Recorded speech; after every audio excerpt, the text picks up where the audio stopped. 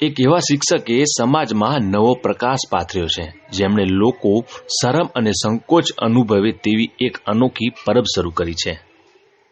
બનાસકાંઠા જિલ્લાના પાલનપુરમાં નયનભાઈ નામનો યુવાન શિક્ષણ આપવાની સાથે સામાજિક સુધારણા માટે પણ કાર્યરત છે. તેમણે મહિલાઓ અને દીકરીઓના માસિક ધર્મ સંબંધિત ગેરમાન્યતાઓ અને અંધશ્રદ્ધાઓ દૂર કરવા એક ખાસ પહેલ શરૂ કરી છે. આ યુવાન ગુજરાતમાં ઇતિહાસમાં પ્રથમ છે. તેમણે પોતાના ઘરની બહાર જ જાહેર સ્થળ પર મફત સેનેટરી પેડ પરબ ખુલ્લી મૂકી છે.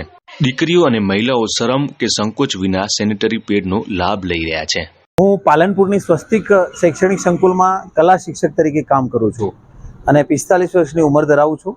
3.5 વર્ષ પહેલાથી એકવાર ગામડેથી નીકળતા એક નર્સરી જેવો વિસ્તાર આવેલો અને એ વિસ્તારમાંથી એક મમ્મી એની દીકરીને મારતા મારતા પોતાના ઘરે લઈ જતી હતી.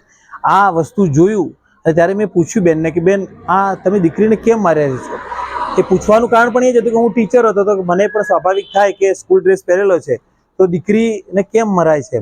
પણ એ બેને મને એમ પૂછકારથી જવાબ આપ્યો અને મને કહ્યું કે તમારો વિષય નહીં, તમે જતા રહો. એટલે હું મારી બાઇક લઈને આમ નીકળ્યો, પણ અચાનક જ પાછળ જ્યારે નજર પડી તો દીકરીના પાછળનો ભાગ જે હતો એ લાલ થયેલો અને એ આખા એના પગ પણ બગડેલા. એના ઉપરથી જ અંદાજ આવ્યો કે શું થયું હશે એમ. અને એના પછી ઘરે આવ્યા પછી એક મનોમંથન થયું, વિચાર થયો અને એક ઉદ્ભવ થયો વિચારનો કે ના, મારે આવી દીકરીઓ માટે થઈને કંઈક કરવું છે એમ. એના પછી મેં પાલનપુર અને આસપાસના કેટલાક ગાયનેક ડૉક્ટરના અનુભવ લીધા, એક્સપિરિયન્સ લીધા એમની પાસેથી અને વાતો જાણી અને થોડા ગૂગલ ઉપરથી રિવ્યૂઝ વાંચ્યા અને પછી એઝ અ પેડમેન તરીકેની મેં 3.5 વર્ષ પહેલાં શરૂઆત કરી.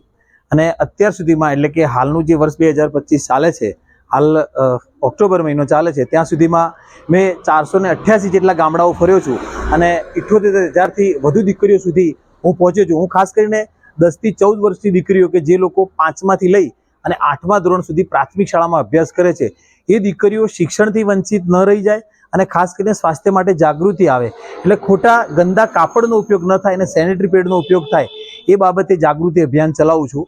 અને એના માટે થઈ અને લોકોનો ખૂબ શરૂઆતમાં જાકારો પણ મળ્યો, પણ છતાં પણ આગળ વધતો જ ગયો. વધતા ધીમે ધીમે આજે 488 ગામડા પૂરા કર્યા છે. 500 ગામડા પૂરા કરવાની નજીકમાં છું અને ટાર્ગેટ બહુ મોટો લઈને ચાલ્યો છું. કે શરૂઆત કરી હતી કે હું કદાચ મેં શરૂઆત જ્યારે કરી ત્યારે હું મારા ખર્ચે 40,000 રૂપિયાના ખર્ચે હું સેનેટરી પેડ લાવેલો અને દરેક જગ્યાએ હું ગામડે જઉં છું ત્યારે હું દીકરીઓને, મહિલાઓને, બહેનોને બેસાડું છું અને એના વિશે મેં અડધોથી પોણા કલાકની વાત રજૂ કરું છું. વાત રજૂ કરી અને એમને સમજાવવાનો પ્રયત્ન કરું છું કે તમે લોકો આ ગંદા કાપડનો ઉપયોગ ન કરો, સેનેટરી પેડનો ઉપયોગ કરો. અને છેલ્લે હું દર વખતે મારી પાસે ઘણા બધા સેનેટરી પેડ લઈ જાઉં છું, એ દરેકને હું ફ્રી આપું છું.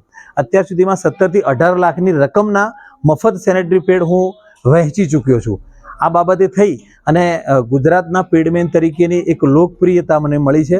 પણ એ નામ સચવાઈ રહે એના માટે થઈ અને હવે જવાબદારી વધી છે તો મારે લોકો સુધી વધુ પહોંચવું છે.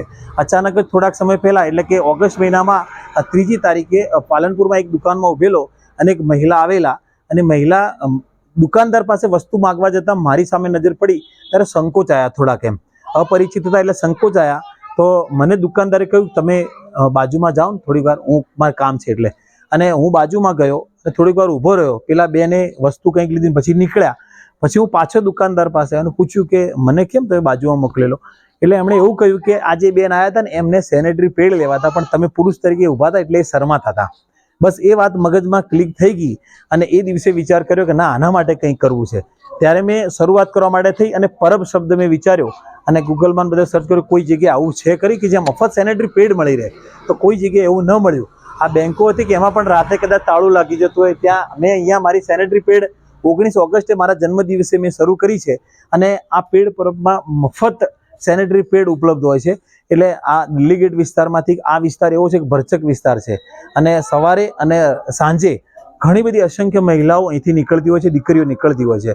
આકસ્મિક સંજોગોમાં જ્યારે પણ કોઈ માસિક ધર્મમાં બેસે ત્યારે એને કોઈ જગ્યાએ ન જવું પડે અને સીધું જ અહીંયા પેડ પરબનો ઉપયોગ કરી શકે, એ માટે થઈ અને મેં આ પેડ પરબ શરૂ કરી છે.